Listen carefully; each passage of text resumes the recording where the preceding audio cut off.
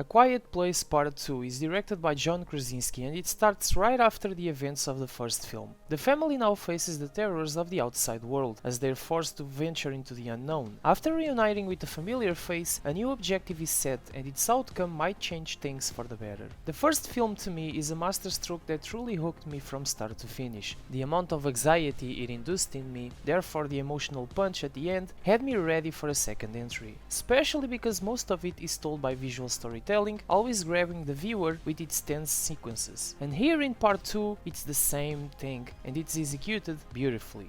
I adored this movie. I went in with no expectations at all and I had a blast watching it. The opening scene was breathtaking and instantly had me emotional because of a returning protagonist from the previous film, portrayed by John Krasinski himself.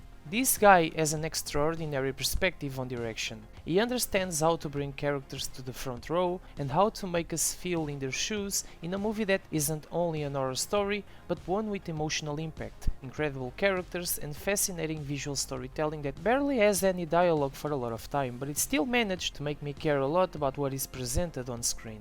On top of that, it constantly induces levels of anxiety that I barely have with other mainstream horror flicks. I can only hope he continues to direct more because it's really impressive what he did with his two gems. Even with a lot of silence, I kept caring about these characters, primarily because in this one there's a lot of emotional weight on them already. By the way, Cillian Murphy here is brilliant. Thank you, not only because of my obsession with 28 Days Later. I love this character and the acting was phenomenal. Great job from him and all the cast honestly, no one disappointed. Something that I was concerned about going into this was if they could keep the same essence regarding sound editing and mixing.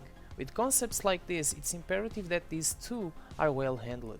I'd say that the first film deals with this aspect in better ways. Not to say in this one isn't good, it is, but doesn't feel as unique as its predecessor, in my opinion. As for the presentation, part 2 transcends. Really, everything on screen is vivid and crisp, and you feel the scale of this post-apocalyptic scenario just for the cinematography alone, which also adds a lot to the visual storytelling. There are things that bothered me, but weren't enough to ruin the experience. Just a few horror parts that didn't work for me, that I've let out a small sight and continue to enjoy the film. And yeah, the ending is very divisive. I still don't know how I feel about it. To me, it doesn't make sense how it wrapped up. It's powerful due to all the build-up before, but since the movie led me to predict a lot of what was going to happen, I didn't feel the exact sense of finality I needed. Again, it isn't enough to ruin the experience, and I fell in love with these two films. I totally recommend both if you never considered watching them. Just go, you're missing out on a lot.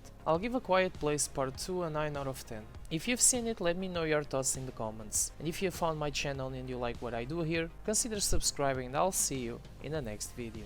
See ya.